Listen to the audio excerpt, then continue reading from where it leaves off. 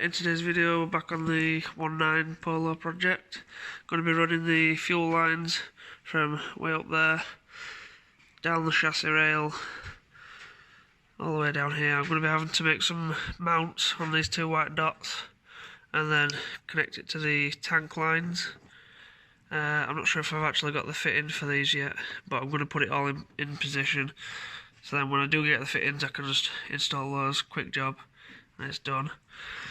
I've also got to find somewhere to fit the filter and the filter housing, because obviously I'm going to have a boost pipe coming through here, so I'm going to have to find somewhere out of the way for the filter housing, and I don't really want to put it up there because I'm trying to keep the engine bay nice and tidy. So these are the clamps for the hoses.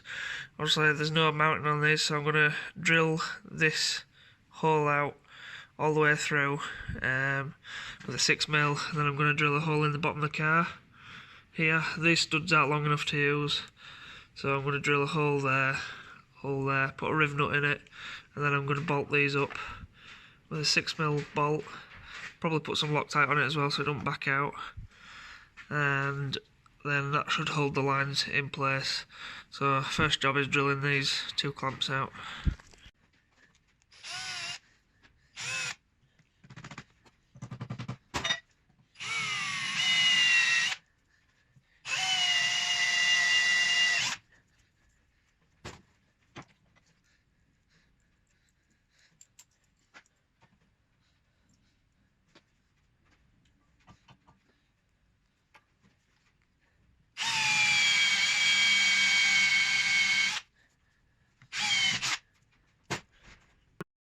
So I'm going to pilot it with a step bit, because this is even numbers in metric, and then I'm going to use a 9mm because that's the size that the riv nut needs.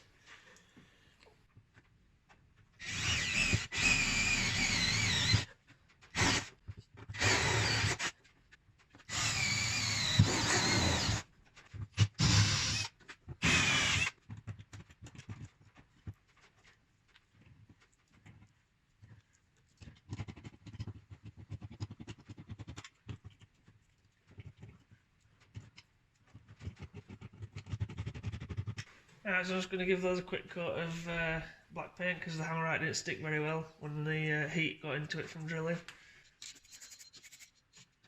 So I'll give you that a few coats off camera and then we'll come back to it.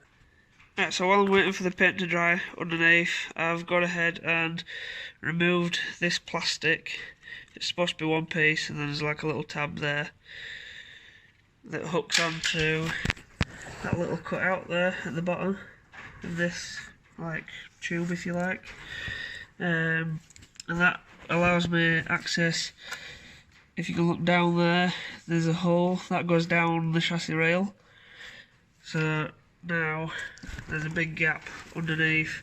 Usually the fuel pipes come out of here, but I want them to go under this engine mount, under there and down into the chassis rail, just to keep it nice and tidy and out of the way. And then if I end up with the pipes here, I can put the filter hopefully down here, or maybe even here, because I don't think it'll get in the way of any belt changing or anything like that. Hopefully it'll work out nicely. So I'm gonna, now I've removed that down there, I'm gonna thread the pipes, I'll pass the pipes under here, through there and down into the chassis rail, and then keep pushing it until it comes out the bottom.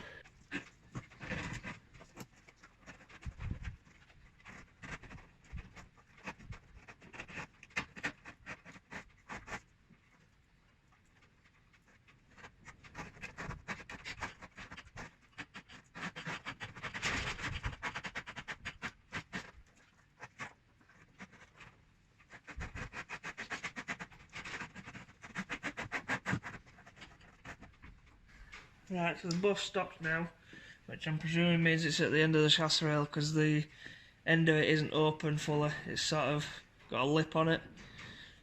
So I'm presuming it's caught on that, so I'm going to put the car in the air now and hopefully I can fish the pipes out and pull them through. I'm just going to tuck these over the engine so it's not damaging my headlights when I pull the rest of the pipe through. Right, so like I said, both pipes have got caught at the end of the chassis rail there, so I'm just going to pull them out now as far as I need them, and then actually no, I'll pull them all the way through as far as they'll go, and then I can cut the excess off at this side. So now I've pulled all the excess pipe through, I'm going to go back to the front and make sure that I've got enough length. A quick look at how the pipes are routed, so you can see them coming up out of the chassis rail down there, and they go under this engine mount and out here, and then I've got these two elbows that go straight down, and I'm going to have to get some more pipe and a fuel cooler, because I've taken the fuel cooler out underneath, and then I'm going to route the pipes to a fuel cooler at the front here somewhere, probably in front of the radiator, or maybe even in front of this side grill. That'll probably have to be in another video, because I don't have the parts for it at the moment. So I'm going to go back underneath and finish off the pipe work. Right, so now I've sorted out the length of pipe that I'm going to need. I'm going to cut these pipes down to length, both of them. So I'm going to wrap where I want to cut it with electrical tape, and then I'm going to use an angle grinder to cut it. Hopefully it goes nice and neat. And then the excess pipe I should be able to use up the front of the engine where I need it. So I'm going to oversize it ever so slightly, like about an inch, and it gives me a bit of play. So I'm just going to wrap the tape around this a few times. So I'm going to cut them both to this sort of length, and then I can move it backwards and forwards as I please.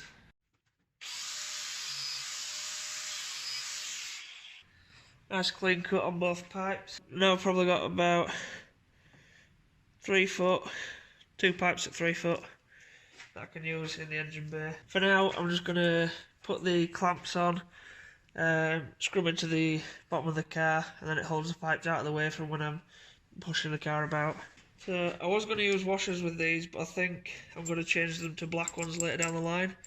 So I'm just going to leave them with a cap head or Allen bolt. How I'm going to do it is put it on the pipe first, slide it to where I want it, and then start it with my fingers, and then I'll tighten it up with an Allen key.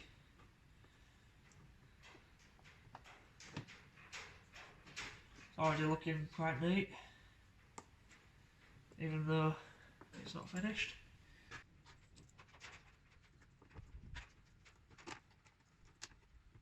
As you can see, the pipes are obviously way too long, but like I say, it gives me a bit of leeway, and I'm just going to tighten these clamps up to keep the pipes out of the way for the time being, so they're not dragging on the floor. I've decided I'm going to do an inline filter, just because it's much easier, and it'll be a much cleaner install as well, and I'll take you through that now.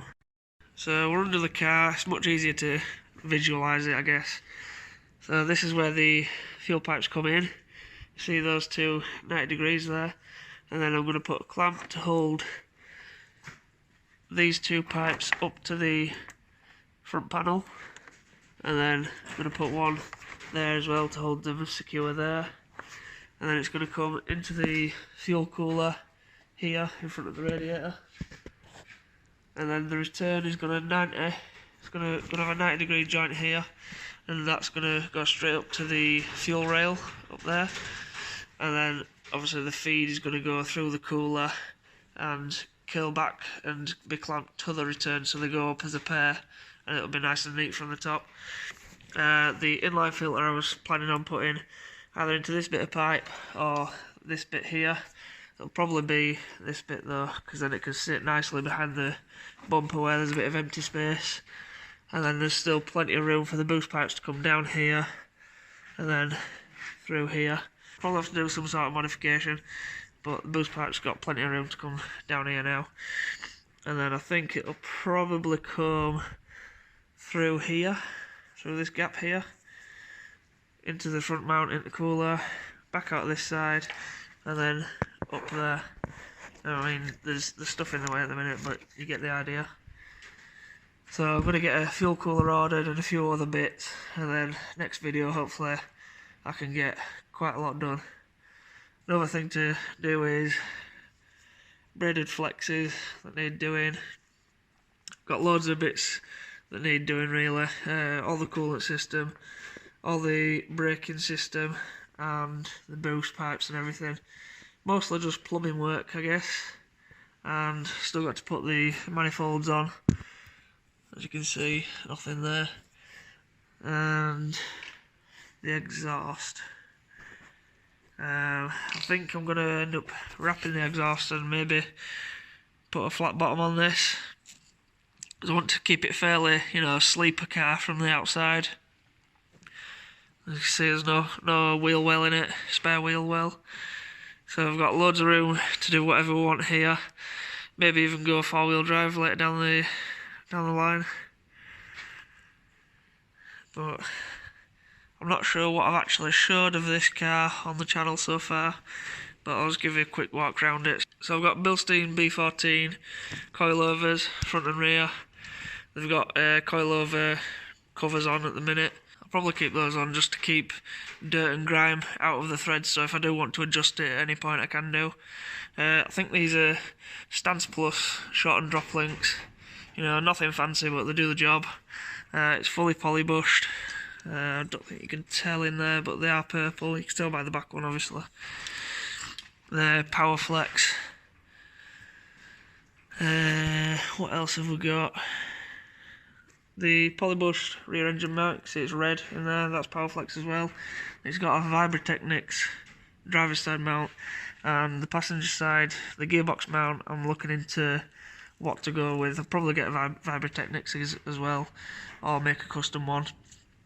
I've also got a sandwich plate to go on here to make the oil cooler a front mount one, rather than having this standard one. I've done aircon delay and the tensioner. I've used the original tensioner with a V6 TDI pulley, and the back lip of it is ground off so it don't catch, but it works perfectly fine that.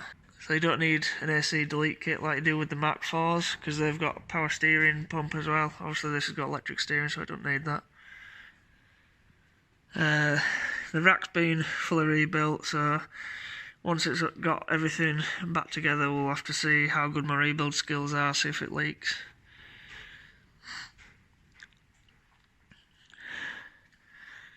The underneath's been fully painted. Wheel wells missing, obviously. There's the Bilstein B14 rear shocks. They are non-adjustable, but it don't really bother me. If I need to upgrade, then I can upgrade, but these were about half of the price of what they should have been, and they're only 2 weeks old, I think. So that's a quick look over the car. It did start life as a PD100 9N. Now you can see it's got the 993 front end. I've got the 993 mirrors to put on it as well with the indicators in. It's also got a BLT PD130 with a 6-speed box. Another thing I forgot to say is the rear discs are 256 vented. The fronts are 312s vented as well. So these are TT Quattro brakes.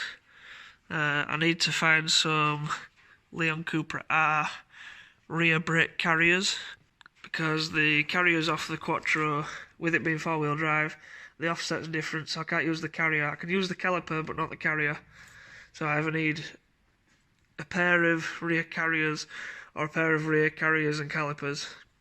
Either way, I need to find some. It's going to be getting the PD100 sump, so it's got the oil level sensor.